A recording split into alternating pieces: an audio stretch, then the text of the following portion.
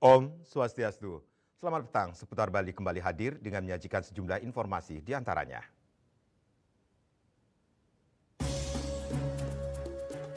Peraturan dilanggar, ciri khas arsitektur Bali makin kabur.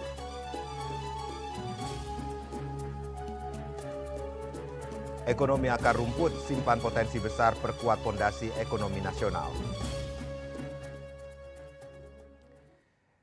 Jangan lewatkan juga informasi menarik dan terkini lainnya yang sudah disiapkan tim redaksi kami. Bersama saya, Madi Sukadankarang, inilah Seputar Bali selengkapnya.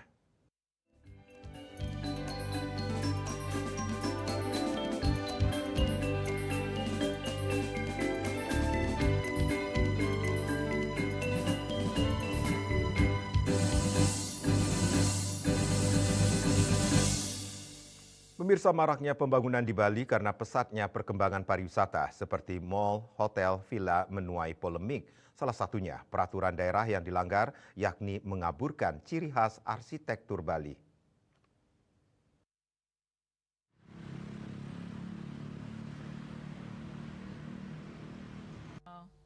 Bali sebagai destinasi pariwisata, aktivitas investasinya perlu dikontrol. Seperti maraknya pembangunan villa, mal, dan juga hotel yang melanggar Perda Arsitektur Bali. Hal tersebut diungkapkan oleh akademisi yang juga pengamat kebijakan publik Universitas Ngurah Rai, Dr. Gede Wirate. Ia menjelaskan pembangunan yang tidak mencirikan ciri khas Bali seperti ornamen atau ukiran Bali tentunya sangat disayangkan. Hal ini sudah ada aturannya dari zaman dahulu, peraturan ini pun harus dikawal dengan tepat. Pelanggaran seperti ini jika tidak ditindak maka akan diikuti oleh investor lain yang kemungkinan besar juga akan melakukan pelanggaran. Bangunan bergaya Eropa yang marak di Bali sangat disayangkan. Untuk itu pihak terkait harus memperhatikan hal tersebut dan menindak sesuai dengan peraturan yang berlaku.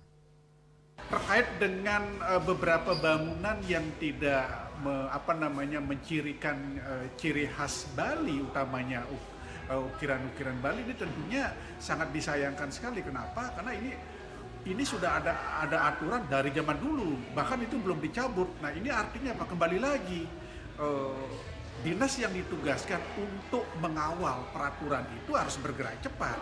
Nah, di sini juga sangat disayangkan sekali keterlambatan dari pihak terkait untuk menangani hal-hal seperti ini, sehingga apa? Ini akan diikuti oleh yang lain. Nah, ini juga sekali lagi kami sangat menyayangkan sekali dinas terkait kurang memperhatikan hal-hal seperti itu gitu.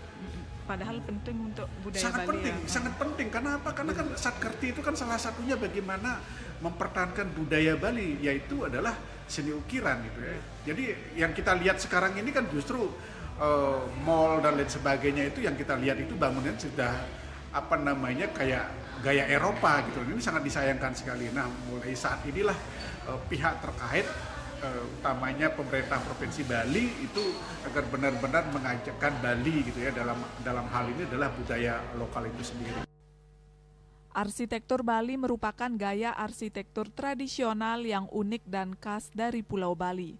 Gaya ini mencerminkan budaya Bali yang kaya akan nilai-nilai Hindu, filosofis alam, dan juga adat istiadat. Desak Aryani, Bali TV.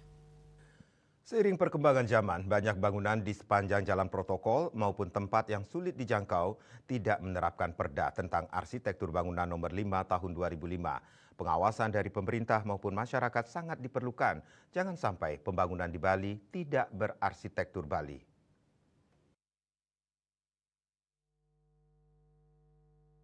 Arsitektur Bali adalah gaya arsitektur tradisional yang unik dipengaruhi oleh budaya Hindu dan Bali dengan ciri khas penggunaan bahan alami, atap limasan, ornamen indah dan konsep tata ruang yang harmonis dengan alam.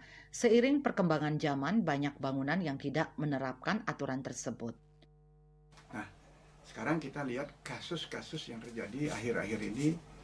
Saya melihat beberapa bangunan, katakanlah, di sepanjang jalan protokol atau bahkan di tempat yang mungkin agak sulit dicapai dan tidak mungkin dilalui oleh para pejabat, katakan karena tempatnya spesial gitu loh untuk perkembangan pariwisata, oleh karena syarat-syarat misalkan sebuah resort harus tenang, harus di pinggir pantai atau di pinggir danau, itu tidak menjadi pandangan publik karena tidak sering dilalui.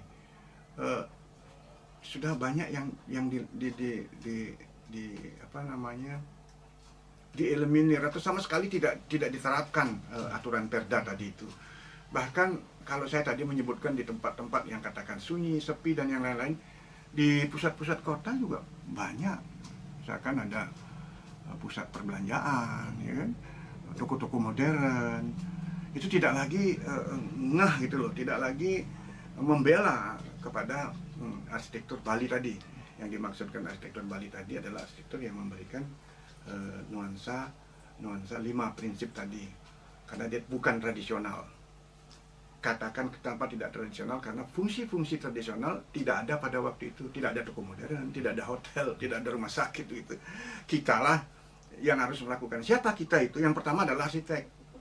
Arsiteklah yang menurunkan code-nya itu, atau katakan dari 5 prinsip. Kalau mungkin bisa dikembangkan menjadi 7 prinsip, silahkan, atau 8 prinsip, terserah. Tetapi ada penjelasannya, dan bila perlu ditebakkan dengan contoh-contohnya. Sehingga dengan demikian diharapkan hampir semua karya arsitektur yang ada di Bali ini menampilkan identitas tadi. Identitas arsitektur tradisional Bali, apakah dia itu arsitektur modern atau kini, tetap menampilkan contoh-contoh seperti itu. Saputra Bali TV. Komitmen pemerintah Kabupaten Tabanan untuk mewujudkan pembangunan Tabanan yang aman, unggul, dan madani atau AUM dimulai dari desa secara responsif dan berdampak kembali diwujudkan melalui program Bupati Ngantor di Desa atau Bungan Desa di Desa Apuan, Kecamatan Baturiti 22 Mei. Kunjungan Bungan Desa ke-57 ini dan yang kedua kepemimpinan Sanjaya Dirga dipimpin langsung oleh Bupati Tabanan Ikomang Gede Sanjaya didampingi Wakil Bupati Imadi Dirga dan jajaran Forkopimcam Baturiti, tokoh masyarakat beserta undangan terkait lainnya.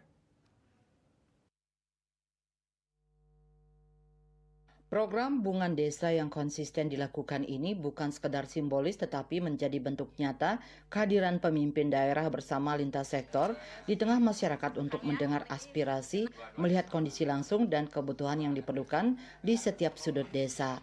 Sanjaya berharap kehadirannya bersama jajaran dapat memberikan dampak dan pengaruh positif bagi perkembangan pembangunan desa, baik UMKM, IKM, dan pembangunan infrastruktur lainnya, serta dapat memberikan pelayanan yang lebih baik bagi masyarakat. Kunjungan Sanjaya di Desa Apuan Baturiti diawali dengan kehadirannya di rumah keluarga yang masuk dalam kategori stunting di Banjar Jelantik Apuan, yang dilanjutkan dengan mengunjungi rumah bibit kelompok wanita tani KWT Mekar Wijaya Kusuma di Banjar Tinungan. Di lokasi ini Sanjaya meninjau langsung penyemaian bibit cabai, terong hingga bunga rosella. Bupati Sanjaya menilai kegiatan Bungan Desa ini tidak hanya memperkenalkan teh rosella sebagai minuman sehat, tetapi juga sebagai potensi ekonomi yang bisa dikembangkan oleh masyarakat, khususnya dalam bidang pertanian herbal dan industri UMKM. Pihaknya berharap dengan kegiatan ini dapat membuka wawasan masyarakat tentang pentingnya memanfaatkan kekayaan alam Desa Apuan secara bijak dan berkelanjutan, dengan turut mengajak peran semua pihak dan lintas sektor untuk saling bersinergi menciptakan terobosan baru berbasis tanaman lokal agar masyarakat tidak hanya sehat tetapi juga mandiri secara ekonomi. Tujuan pemerintah yakni mewujudkan masyarakat yang aman dan unggul dan yang madani benar-benar bisa tercapai. Salah satu KWT ini menanam tanaman rosella, buah rosella. Jadi buah rosella ini ternyata saya juga baru pertama kali datang ini melihat ternyata memiliki fungsi yang sangat baik sekali. Ketua KWT Mekar Wijaya Kusuma, Niluh Gede Santi Dewi, menyampaikan bahwa rumah bibit kelompoknya menyemai berbagai jenis tanaman dengan rosella sebagai unggulan. Ia berharap pemerintah dapat memberikan dukungan dalam budidaya rosella, khususnya dalam pengolahan tanah dan sarana penyemaian untuk meningkatkan produksi hingga memperluas pasar.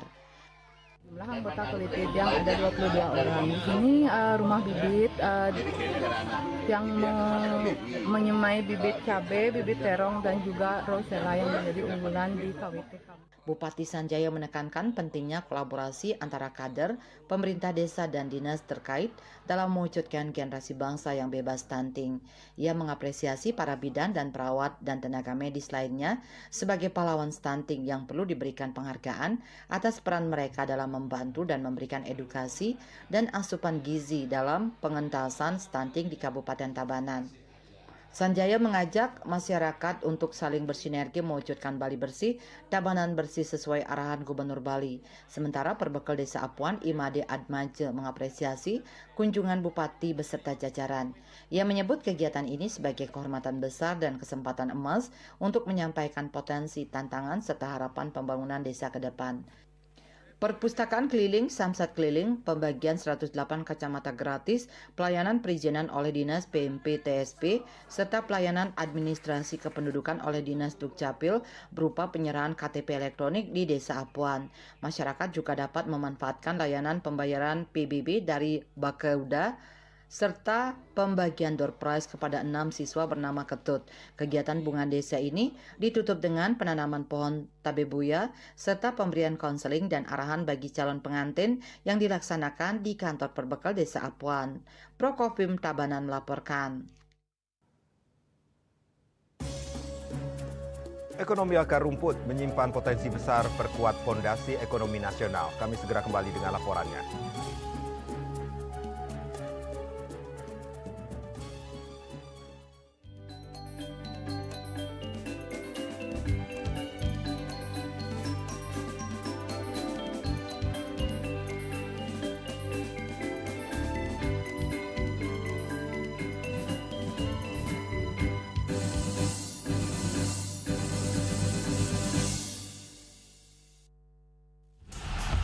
Saya Safira, kapten kesebelasan sepak bola wanita Indonesia. Menangkan 5 tiket nonton langsung Indonesia di Pentas Dunia 2026 Amerika atau total hadiah senilai 250 juta rupiah. Beli 5 bungkus kopi luwak limited edition, kemudian foto kemasan beserta struk pembelian asli. Upload ke sosial media, tag @kopiluwak_official. Dukung Indonesia mengukir sejarah baru. Kopi Luwak, kopi nikmat, nyaman diminum. Emco, cat kayu dan besi.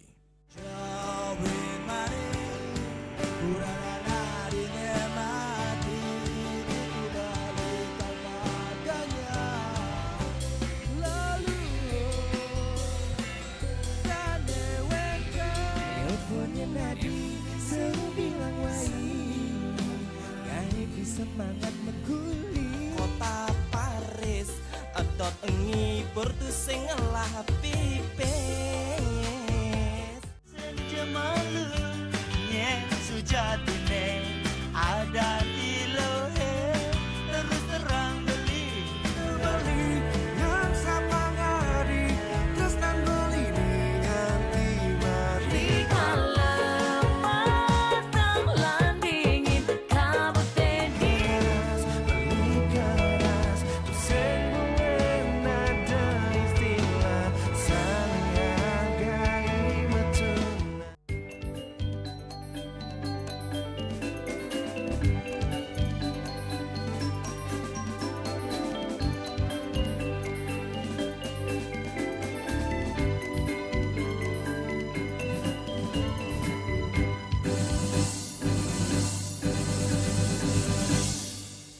Pemirsa, ekonomi akar rumput menyimpan potensi besar dan peran penting dalam mendorong pertumbuhan di Asia, terutama Asia Tenggara. Namun, sektor UMKM masih menghadapi sejumlah tantangan, mulai dari akses pembiayaan, pasar dan rantai pasok, hingga rendahnya literasi keuangan, khususnya di daerah pedesaan. Dalam menghadapi tantangan sekaligus memanfaatkan peluang tersebut, perlu dukungan kolaborasi lintas pemangku kepentingan.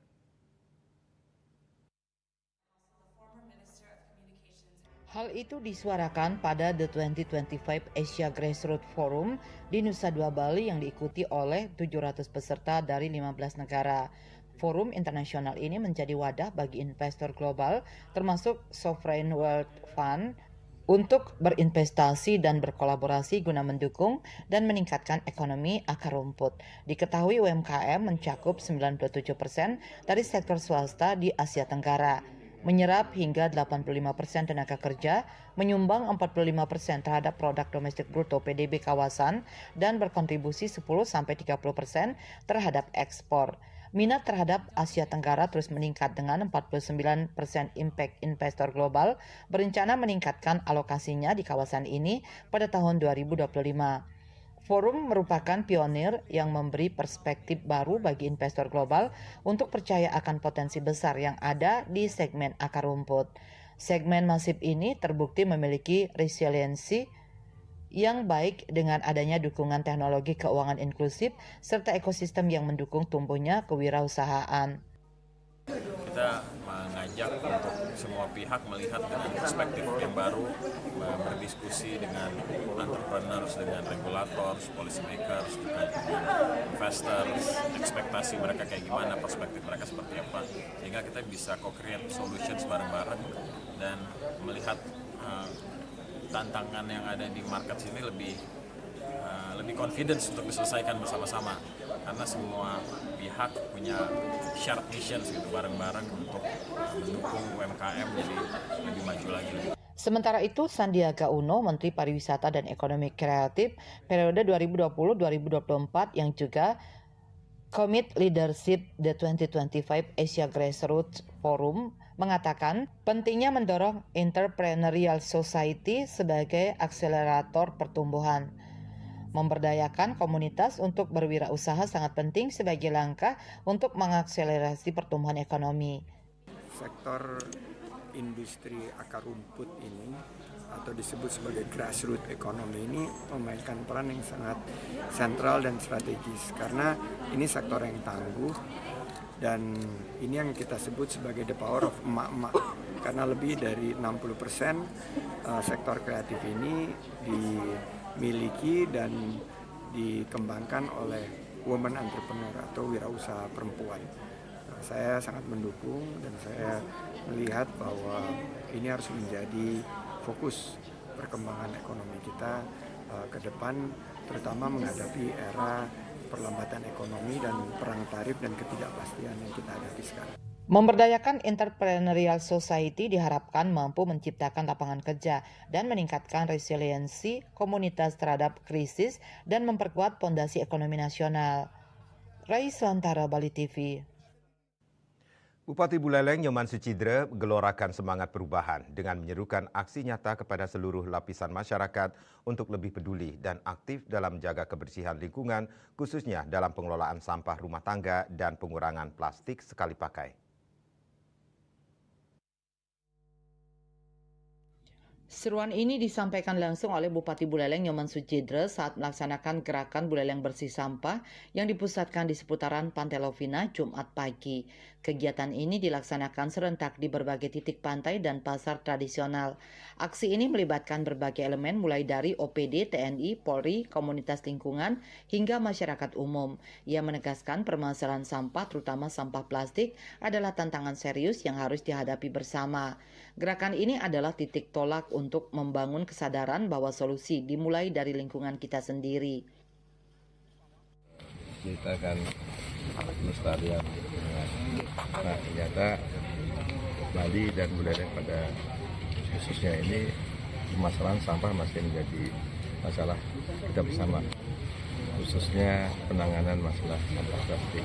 Dan pada hari ini kita mulai gerakan Buleleng bersih sampah, baik itu sampah rumah tangga maupun sampah plastik yang memang masih banyak sekali yang belum terkelola dengan baik. Ia juga menekankan perlunya perubahan paradigma. Bukan lagi sekedar membuang sampah tetapi mulai memilah dan mengelola dari sumbernya. Dengan volume sampah harian Buleleng mencapai 400 sampai 450 ton, pendekatan yang komprehensif baik untuk sampah organik maupun non-organik. Kedepan, Pemkab Buleleng juga akan menyasar generasi muda melalui program edukasi kebersihan di sekolah-sekolah, termasuk kegiatan rutin bersih-bersih setiap hari Sabtu. Menanggapi kondisi TPA Bengkale yang nyaris mencapai kapasitas maksimal, Bupati Sucidre mengungkapkan bahwa pihaknya sedang menjajaki kerjasama dengan pihak ketiga, serta pemanfaatan teknologi ramah lingkungan dalam pengolahan sampah. Yasri Yuli, Bali TV. Pemerintah Kota Denpasar, khususnya bagian protokol dan komunikasi, pimpinan Sekretariat Daerah Kota Denpasar bersama Forum Wartawan Denpasar melaksanakan Pekan Informasi Peningkatan Wawasan SDM atau Fasilitasi Komunikasi Pimpinan di Pemerintah Kota Bandung, Jawa Barat. Pelaksanaan kegiatan tersebut secara khusus bertujuan mempelajari tata kelola komunikasi pimpinan, government branding, ekonomi kreatif atau ekraf, dan utilitas umum. Pelaksanaan kunjungan yang dipimpin Kabag Prokopim Setda Kota Denpasar, Cokoto Gede Parte Sudarsana tersebut yang diterima Kabid Diseminasi Informasi Diskominfo Kota Bandung, Susi Darsiti di kantor Wali Kota Bandung, Provinsi Jawa Barat, Kamis 22 Mei 2025. Turut mendampingi Sekretaris Dinas Koperasi dan UMKM Kota Bandung, Rajasa Berutu, dan Subkoordinator Bidang Ekraf Disbudpar Kota Bandung, Sani Megawati. Sementara rombongan Pemkab Denpasar didampingi Direktur Utama Perumda Air Minum Tirta Sewaka Dharma Kota Denpasar, Iputu Yase, serta Kabag Umum RSUD Wangayo Kota Denpasar, Iputu Agus Jayadi. Kabag Prokopim Setda Kota Denpasar, Cokoto Gede Parte Sudarsana mengatakan, selama ini berbagai pembangunan yang dilaksanakan pemerintah Kota Denpasar sangat dirasakan masyarakat. Namun demikian tidak menutup kemungkinan adanya beberapa kekurangan yang harus menjadi bahan evaluasi bersama. Terlebih pelaksanaan pelayanan publik yang semakin kompleks membuat aparatur sipil negara untuk terus berinovasi. Selain itu diperlukan sebuah langkah strategis yang nyata di tengah perkembangan digitalisasi saat ini. Hal ini utamanya berkaitan dengan penataan taman kota, mensosialisasikan inovasi dan program strategis pemerintah kepada masyarakat, serta pengembangan sektor ekonomi kreatif. Lebih lanjut dijelaskan dipilihnya tema ini menurut Cok Parte sangat erat kaitannya dengan fokus pembangunan Kota Denpasar yang ke depan terus meningkatkan geliat pariwisata dan ekonomi kreatif, termasuk juga optimalisasi pelayanan utilitas umum seperti tata kelola, persampahan, air bersih, kesehatan, dan infrastruktur berkelanjutan.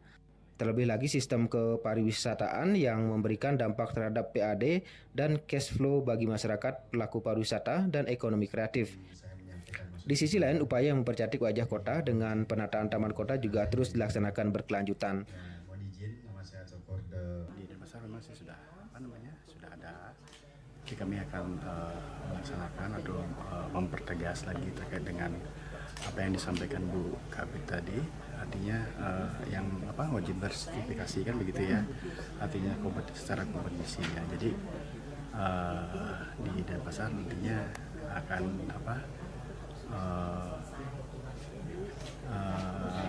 lebih banyak kreatif hubnya seperti di Kota Bandung. Memberi ruang kreatif lebih banyak. Memberi ruang kreatif dan aktivitas kepada anak muda khususnya. Kabid Diseminasi Informasi Diskominfo Kota Bandung, Susi Darsiti mengucapkan terima kasih atas dipilihnya Kota Bandung sebagai lokasi kegiatan Pekan Informasi Peningkatan Wawasan SDM atau Fasilitasi Komunikasi Pimpinan Pemkab Denpasar. Tentunya pertemuan ini merupakan momentum untuk meningkatkan kolaborasi dan saling berbagi inovasi untuk kemajuan bersama. Terima kasih kepada Kota Denpasar yang sudah berkunjung ke Kota Bandung. Ya, mudah-mudahan bisa melihat keindahan Kota Bandung. Kita bisa belajar bersama tentang tadi ekonomi kreatif yang ada di Kota Bandung.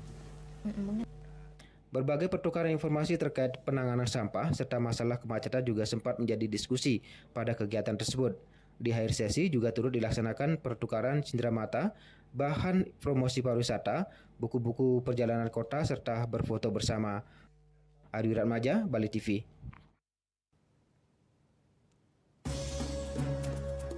Kami akan segera kembali dengan informasi keributan di bedeng proyek villa. Polisi kantongi identitas para pelaku.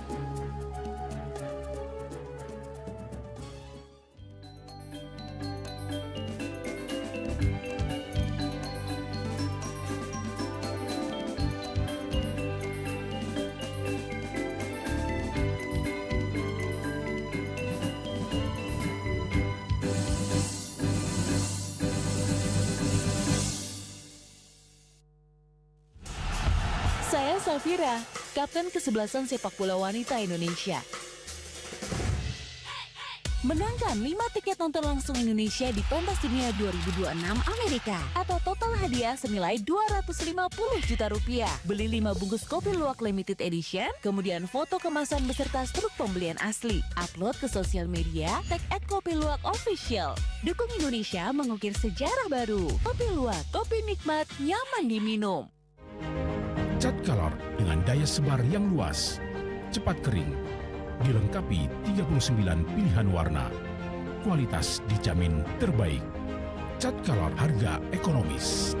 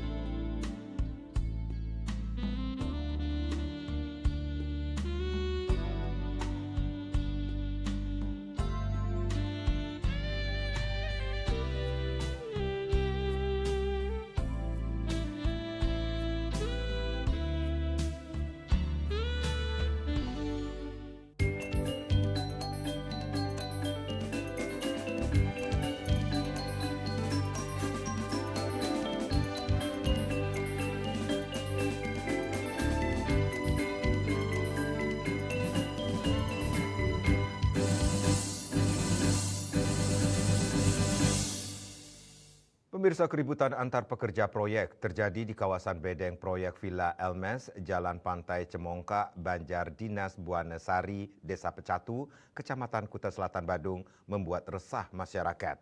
Kini jajaran Polsek Kuta Selatan masih melakukan penyelidikan dan mengejar para pelaku.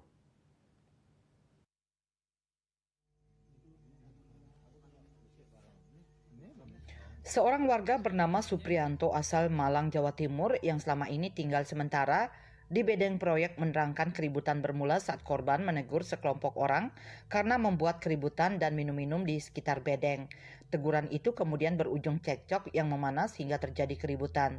3 orang pelaku yang diketahui buruh satu proyek melakukan pemukulan, pelemparan batu dan korban sempat mencoba menyelamatkan diri ke dalam bedeng. Situasi mulai kondusif setelah petugas keamanan TNI Polri serta pecalang turun mengamankan situasi. Kapolsek Kuta Selatan AKP Ikomang Agus Darmayana saat dikonfirmasi membenarkan adanya kejadian tersebut. Polsek telah menerima laporan terkait adanya peristiwa keributan di bedeng proyek villa dan telah menerjunkan tim untuk melakukan penyelidikan dengan meminta keterangan para saksi serta melakukan langkah penyelidikan untuk memastikan penyebab keributan tersebut. Ditambahkan saat ini pihaknya masih melakukan pengejaran kelompok orang yang melakukan keributan hingga mengganggu keamanan. Identitasnya sudah mulai diketahui melalui keterangan saksi di lokasi. Pihaknya mengimbau kepada semua pihak yang terlibat untuk bersama menjaga keamanan wilayah. Pihak kepolisian juga berkoordinasi dengan pecalang desa adat Pecatu untuk menjaga kondusivitas situasi di sekitar lokasi proyek pasca kejadian. Raiswantara, Bali TV. Pemirsa, kebakaran hebat melanda gudang pengasapan daging milik Osbridge yang berlokasi di Jalan Sunset Road, Kuta Badung. Kebakaran terjadi diduga akibat bahan mudah terbakar di atas tungku.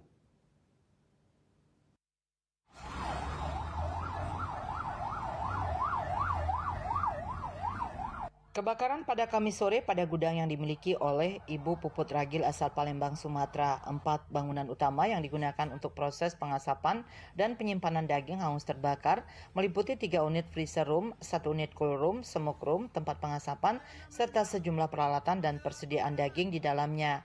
Menurut keterangan saksi Kade Agustiawan, salah satu pegawai di bagian butcher, kebakaran bermula sesaat setelah ia bersama 2 rekan lainnya mematikan kompor dan aliran gas usai pengasapan. Sekitar 5 menit kemudian ia mendengar suara ledakan dari atas gudang dan melihat kepulan asap hitam yang mulai memenuhi area pengasapan. Ia pun segera menyuruh rekan-rekannya keluar dan meminta admin gudang untuk menghubungi petugas pemadam kebakaran. Sementara Matius do Nascimento Pires menghubungi petugas damkar setelah mendengar teriakan dan menyaksikan asap tebal dari dalam gudang. Sekitar 25 menit kemudian 11 unit mobil pemadam kebakaran dari Kabupaten Badung tiba di lokasi dan berhasil memadamkan kobaran api. Jajaran Polsek Kuta langsung melakukan olah TKP serta memasang polis lain. Kapolsek Kuta AKP Agus Riwayanto Diputra membenarkan peristiwa dan dugaan sementara. Kebakaran dipicu oleh bahan-bahan mudah terbakar seperti kardus, styrofoam, dan kayu yang diletakkan di atas tungku pengasapan yang masih panas. Tidak ada korban jiwa dalam peristiwa ini, namun kerugian material belum dapat dipastikan dan masih dalam proses inventarisasi oleh pihak pemilik. Raiswantara, Bali TV. Menjelang Pesta Kesenian Bali PKB ke-47 tahun ini, Dinas Kebudayaan Buleleng mempersiapkan tim yang akan bermain pada jantra tradisi, yakni beberapa permainan tradisional yang hingga kini masih diminati berbagai kalangan, khususnya anak-anak dan remaja.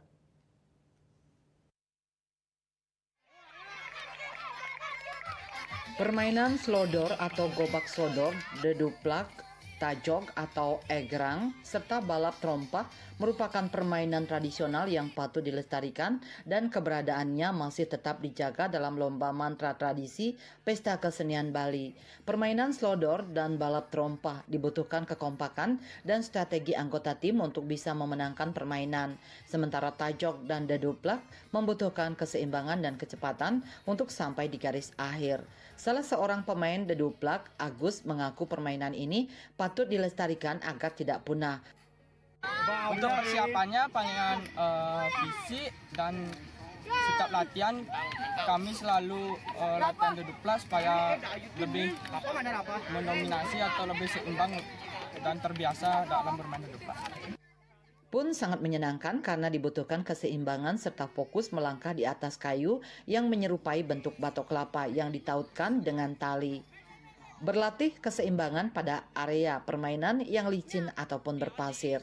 Sementara Kepala Bidang Sejarah dan Cagar Budaya Dinas Kebudayaan Kabupaten Buleleng, Nyoman Widarmo menyatakan, pada jantra tradisi PKB tahun ini, tim yang akan mewakili Buleleng telah dipersiapkan sebulan sebelumnya, baik fisik dan mental, masing-masing satu tim untuk keempat jenis permainan tradisional tersebut. Sudah pasti 4 cabang ini seperti yang sebutkan tadi. Untuk selodor putri itu pesertanya 1 regu 5 orang dengan cadangan 2. Kemudian terompah putri juga 5 orang cadangan 2. Nah, sedangkan deduplak sama tajog putra itu pesertanya 4 cadangan 2. Itu berbeda. Ia berharap tim yang akan bermain nanti bisa memberikan yang terbaik bagi Buleleng dan permainan tradisional ini bisa menjadi salah satu cabang olahraga yang bisa bernaung di bawah KONI Buleleng. Yasri Yuli, Bali TV. Cetak Wirausaha Muda, Inkubator Bisnis Warmadewa, gelar pembekalan dan sharing session. Kami segera kembali dengan informasinya.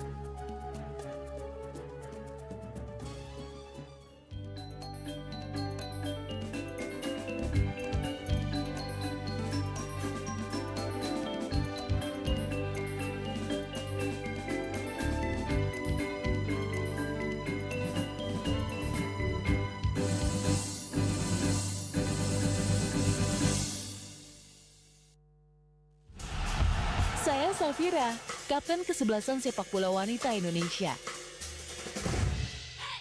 Menangkan 5 tiket nonton langsung Indonesia di pentas dunia 2026 Amerika atau total hadiah senilai 250 juta rupiah. Beli 5 bungkus kopi luwak limited edition, kemudian foto kemasan beserta struk pembelian asli. Upload ke sosial media, tag @kopiluwak_official. Dukung Indonesia mengukir sejarah baru. Kopi Luwak, kopi nikmat, nyaman diminum.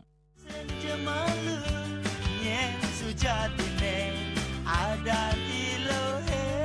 Terus terang beli yang sama ngari terus dan beli nganti mati Kalau matang lan dingin kabut tenis beli keras sing ada istilah saling hargai metuna.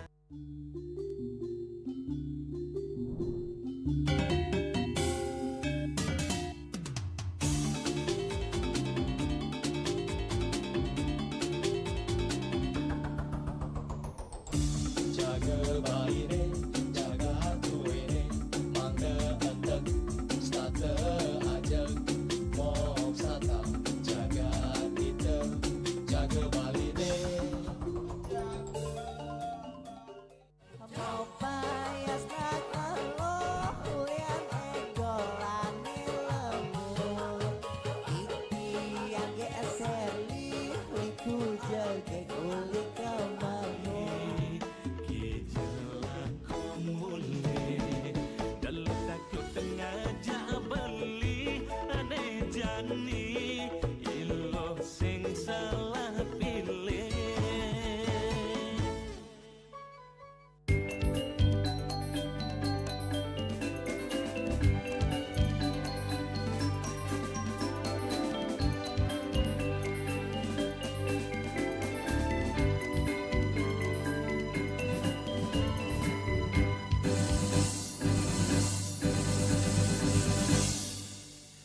Pemirsa, Inkubator Bisnis Universitas Warmadewa kembali menunjukkan komitmennya dalam mencetak wirausaha muda berbakat melalui rangkaian kegiatan Startup Hunt 2025.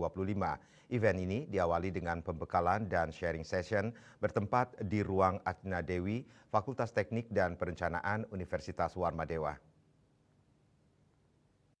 Dua narasumber inspiratif dari kalangan wirausaha muda Bali, yaitu Putu Meta Puspita Dewi selaku founder Orlena Lisius dan Parinatra Chandrarka Nugraha selaku co-owner Broad Cafe. Keduanya membagikan pengalaman serta perjalanan bisnis mereka kepada para peserta, khususnya mahasiswa Universitas Warmadewa yang memiliki ketertarikan untuk terjun ke dunia kewirausahaan. Inkubator Bisnis Universitas Warmadewa dirancang untuk mendukung pengembangan startup dan usaha kecil yang dikelola oleh mahasiswa dan alumni. Fasilitas ini menyediakan ruang kerja lengkap, akses ke mentor berpengalaman, pelatihan serta dukungan finansial yang dibutuhkan untuk mengembangkan ide bisnis menjadi perusahaan yang berdaya saing. Melalui berbagai program pendampingan, peserta inkubasi mendapatkan pelatihan dalam perencanaan bisnis, pemasaran, manajemen keuangan, hingga pengembangan produk. Inkubator juga membuka akses kolaborasi dengan investor dan mitra industri yang dapat memperluas peluang bisnis peserta. Acara hari ini adalah acara pembekalan dan sharing session dalam rangka Startup Hunt 2025 Inkubator Bisnis Universitas Warmadewa. Jadi ini adalah rangkaian untuk menyeleksi calon wirausaha muda yang akan kita inkubasi sebagai wirausaha muda baru lahir dari Universitas Warmadewa. Sejauh ini kalau sekarang memang kewirausahaan itu kan menjadi sesuatu yang digalakkan. Jadi wirausaha muda itu sekarang menjadi tonggak perkembangannya UKM, karena kita tahu bahwa UKM itu penggerak ekonomi kan sekarang. Jadi anak muda, terutama mahasiswa di perguruan tinggi itu sekarang tidak hanya diharapkan berkarir, melamar pekerjaan, tapi juga berwirausaha untuk bisa menghasilkan lapangan pekerjaan baru gitu dengan ide yang kreatif, inovatif gitu, sehingga mereka begitu lulus atau bahkan sebelum lulus ya harapan kami sudah punya usaha sendiri, bahkan bisa membuka lapangan pekerjaan sendiri. Untuk anak-anak muda sekarang ya, terutama ada generasi Z, generasi milenial juga gitu ya, bahwa menjadi seorang entrepreneur, menjadi seorang wirausaha itu tidak hanya semata tentang kita mendapatkan profit untuk pribadi kita saja, tapi ada dampak sosial yang bisa kita timbulkan dari kita jadi wirausaha. Kita bisa membuka lapangan pekerjaan baru, mendukung perekonomian.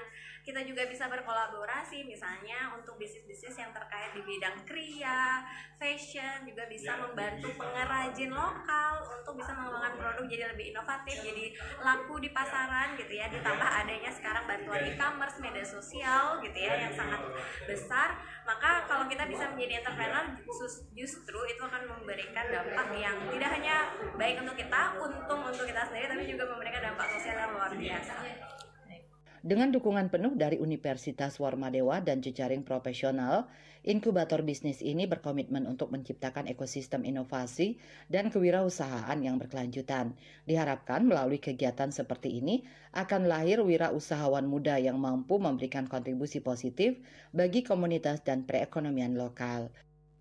Inkubator bisnis Warmadewa. Bunga Widrayani, Bali TV. Pemirsa, Taman Budaya Art Center mulai bersolek untuk menyambut ajang tahunan Pesta Kesenian Bali ke-47 tahun 2025. Hal itu mulai tampak dengan pembuatan tempat pameran UMKM.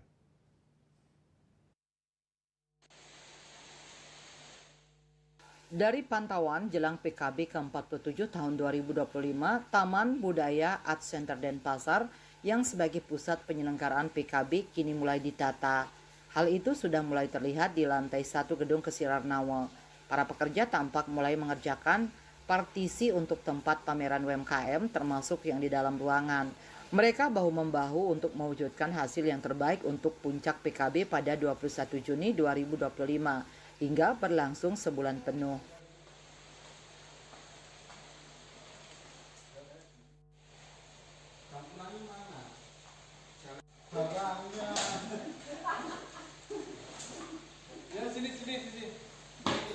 Di sisi halaman tampak pula teknisi untuk memasang jaringan kelistrikan.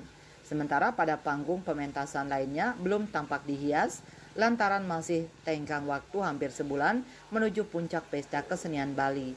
Indrawan, Bali TV.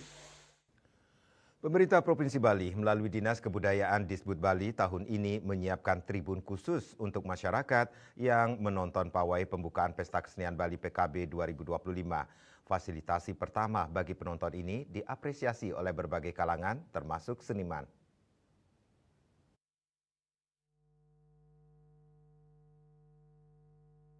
Setiap tahun pembukaan PKB atau PEDAYE yang diikuti Kabupaten Kota Sebali ini selalu dipadati penonton.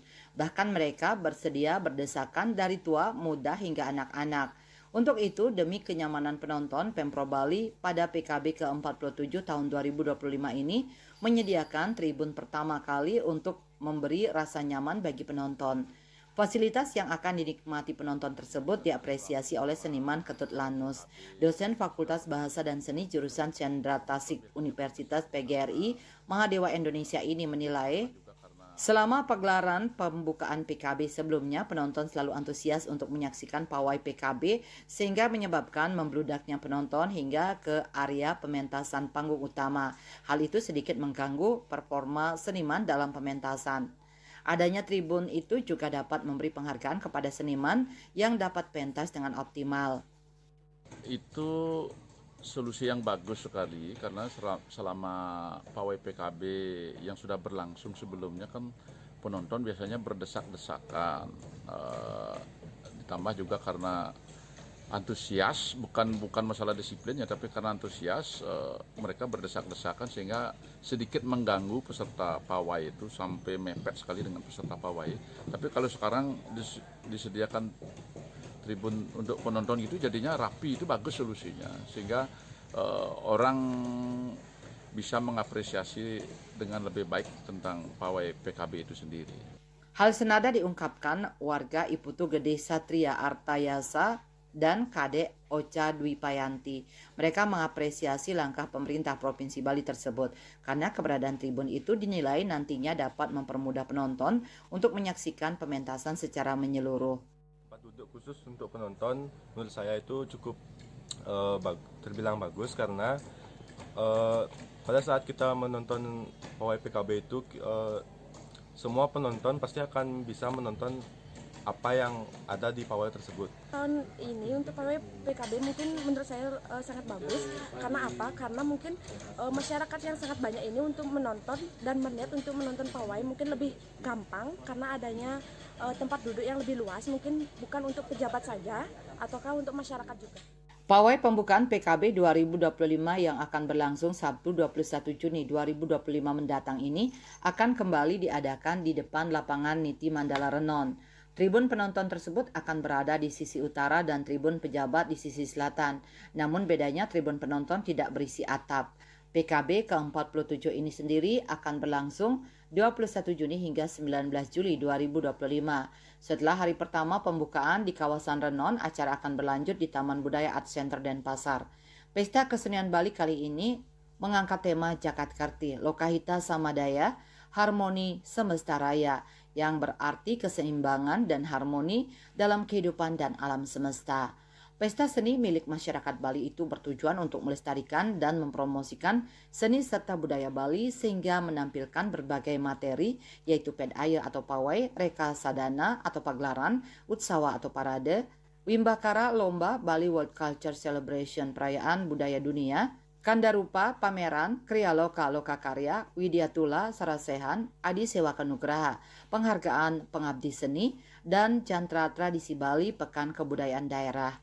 Indrawan, Bali TV.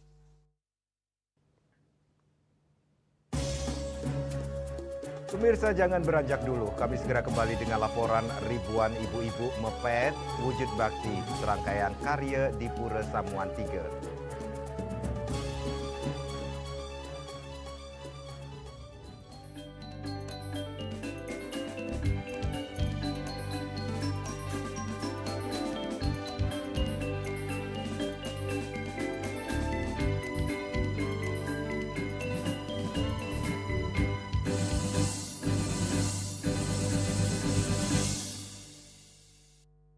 Anak kesayangan lagi sekolah di luar negeri, tiba-tiba nelpon minta uang buat kebutuhan sekolahnya.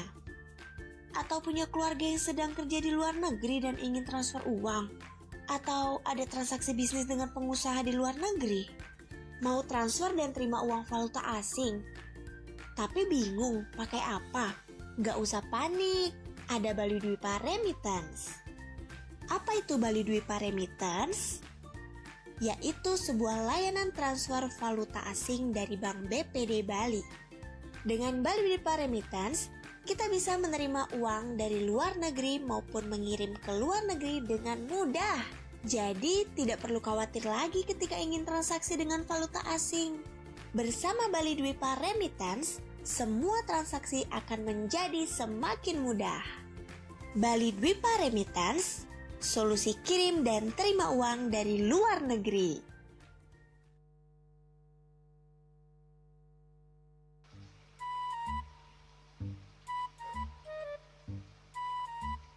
Loh, Nyai bengong len. Oh, ake ngerti be, amun seorang perempuan, seorang istri melamun, isi dompetnya pasti KTP, oke?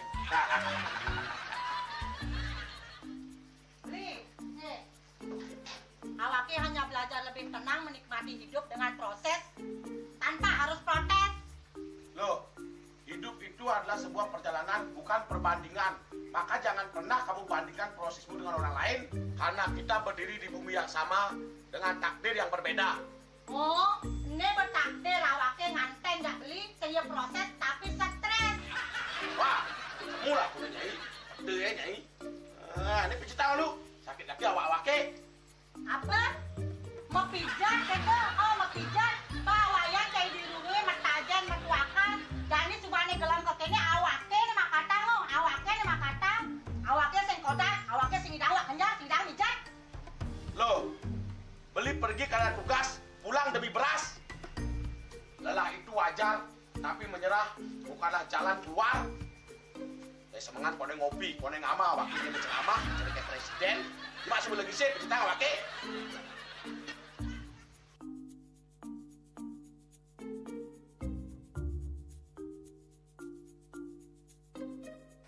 Kene be, kene ini awake makatang, awake bemerjati ngencadang dongkang ini. Oh, kadang timpalnya jadi makatang. Ngajak ke saya Ayo kemana jangan bicaranya nih lo. Ini saya bicarkan awaknya jangan beli. Langis saya ane jangan. Wah, si lagi sini anak ngorek TV semangatnya kangon. Melarang saya beli ngomong. Ini madan minyak gana pati. Aduh, sudah lo, besok beli lo. Pemelaan nih. Pemelaan, jangan ngerti kasar lagi sini. Apa nih kasar lagi sini lo? Coba tinggalin. Nih di HP ini nak ada beli. Nak liu khasiatnya nih beli waktu nak nganggon.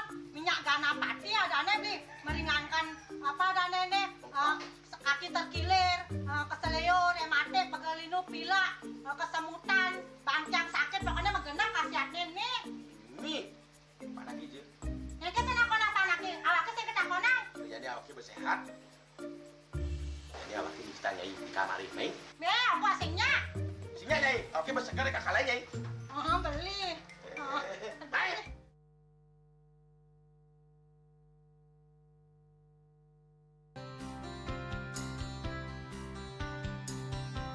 Puniki kemariang disampun anak ke alit nek kulit. Metapah nalar kebos, mepandes utawi misangi. Ramo antar ketua Banjar Jakarta Selatan hari di Jakarta Selatan para pinanite miwah tokoh-tokoh umat Hindu. Emansipasi miwah penyarengan kerama istri saha anggen cangin purikau wenten taler 6 TPS sani kaayahin oleh kerama istri inggian ring TPS 6.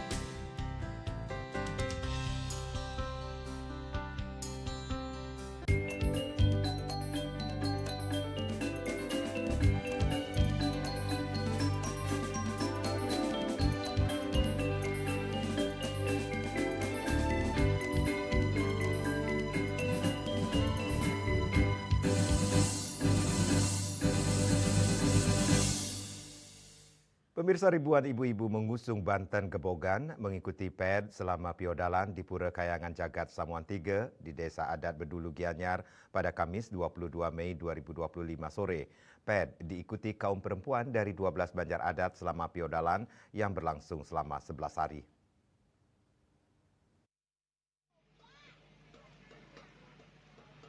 Seperti inilah suasana jalan-jalan menuju Pura Samuan 3 Bedulu Gianyar.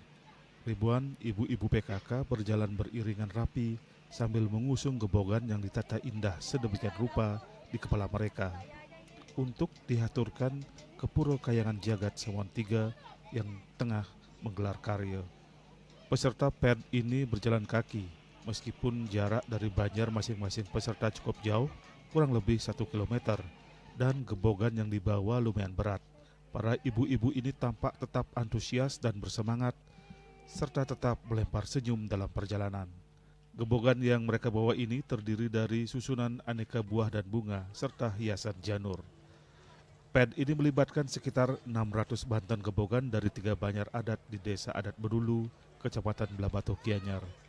Nimade Suseni Adnyani, seorang peserta PED, mengaku sangat bangga bisa mengikuti ritual tahunan ini. Dengan mengusung gebogan seberat 7 kg, diakuinya tidak mengalami masalah. Terlebih cuaca agak mendung membuat suasana lebih adem. Jaraknya kurang lebih 1 km dari Banjar ke Pura. Selama perjalanan gimana? Ada hambatan? Tidak, semuanya lancar, sementara lancar. Kebetulan hari ini cuaca agak mendung. Imade Sweco Padang, panitia Pura Samuan 3, mengakui PED Gebogan sudah menjadi tradisi setiap digelar upacara piodalan di Pura Samuan 3. Sedangkan tradisi PED Gebogan ini dilaksanakan mulai hari keempat hingga berakhirnya piodalan yang berlangsung 11 hari. Ya, ini adalah sebuah tradisi yang ada di setiap piodalan atau puja wali di Pura Samuan 3. Ini sebagai wujud bakti lan serada bagi krama pengemong daripada Pura Samuan 3 berupa aturan bakti pepedan atau prani. Ini dilakukan atau dilaksanakan setelah Budali Ratu. Untuk pepedan ini diikuti oleh 5 desa adat seluruh krama pengemong, yaitu sebanyak 5 desa adat dan 12 Banjar, secara bergiliran setiap hari sampai penjinaban. Waktu daripada pelaksanaan daripada PED atau pertanian ini dilakukan pada jam 4 di mana di saat-saat pemedak sudah berkurang atau agak sepi. Kalau ramainya? Kalau ramai pemedaknya kisaran sore jam 7 sampai malam, yaitu sekitar jam 12-an. Tradisi pet setiap upacara piodalan di Pura Samuan III diikuti 12 banjar adat dari Kecamatan Blabatu dan Sukawati. Peserta pet berjalan kaki mengusung Banten Gebogan paling jauh dari banjar adat Tengkulak Tengah, Desa Kemenuh, Kecamatan Sukawati, sekitar 1,5 kilometer menuju Pura Kayangan Jagat Samuan III yang ada di Desa Adat Bedulu, Kecamatan Blabatu. Riase Bali TV. Pemirsa, salah satu museum unik di Denpasar yang menghadirkan keunikan tersendiri yaitu Museum Sidik Jari di Denpasar. Museum ini menjadi salah satu destinasi edukatif dan artistik yang menggabungkan seni lukis, budaya, dan nilai-nilai lokal Bali dalam satu ruang serta menjadi wahana edukasi budaya melalui keindahan lukisan. Jari yang terletak di Jalan Hayamuruk nomor 175 Tanjung Bungkak, Denpasar. Museum dibuka dari hari Senin hingga Sabtu pukul 8 hingga 16 WITA dan tutup pada hari Minggu.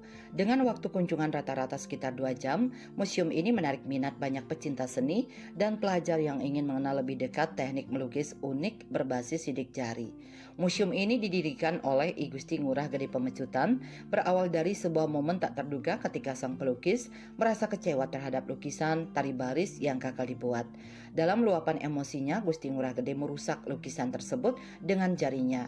Namun dari kejadian tersebut muncullah teknik melukis baru yang disebut pointillisme sidik jari, yakni melukis dengan membentuk titik-titik menggunakan telunjuk bukan kuas. Teknik ini kemudian mendapat perhatian internasional setelah seorang jurnalis asal Amerika Serikat menerbitkan kisahnya di majalah Horizon. Museum ini memiliki 3 ruang utama dengan lebih dari 649 koleksi lukisan. Ruang pertama menampilkan perjalanan seni Ngurah dari masa SMP hingga ia menjadi pelukis ternama. Ruang kedua mendokumentasikan proses transisi ke teknik sidik jari. Sementara ruang ketiga memperlihatkan hasil-hasil karya seni yang seluruhnya dibuat dengan teknik unik ini. Tak hanya lukisan, museum ini juga memajang karya puisi Gusti Ngurah Gede yang ditulis di atas batu, serta menyelenggarakan berbagai kursus seperti seni tari Bali, seni musik Bali, dan melukis yang semuanya dibimbing oleh pengajar profesional. Sebagai pionir dalam teknik melukis dengan jari, Gusti Ngurah Gede bahkan mendapatkan penghargaan dari Museum Rekor Dunia Indonesia MURI pada Juli 2012 sebagai pelukis sekaligus kolektor sidik jari terbanyak. Museum Sidik Jari bukan sekedar ruang pajang seni, melainkan juga tempat belajar dan refleksi budaya. Bagi pelajar, mahasiswa hingga wisatawan mancanegara, museum ini menjadi wahana mengenal lebih dekat filosofi dan nilai-nilai luhur yang tertanam dalam seni Bali. Di tengah gempuran arus globalisasi yang berpotensi menggerus budaya lokal, Museum Sidik Jari hadir sebagai benteng pelestari identitas. Dengan menggabungkan unsur seni dan edukasi, museum ini tidak hanya menjaga warisan budaya, tetapi juga menghidupkan kembali dalam bentuk yang relevan dan inspiratif bagi generasi masa kini. Bunga Widrayani, Bali TV. Dan kini kami sampaikan informasi perakiran cuaca untuk Kabupaten Kota di Bali berlaku besok.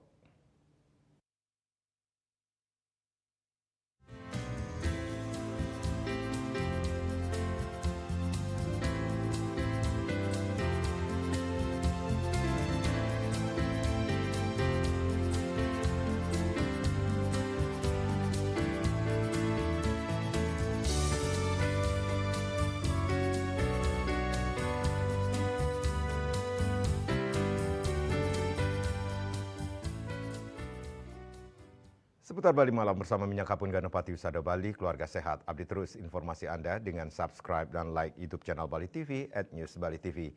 Mewakili redaksi yang bertugas, saya Madi Sukadana Karang pamit undur. Selamat malam, sampai jumpa. Om Santi, Santi, Santi, Om.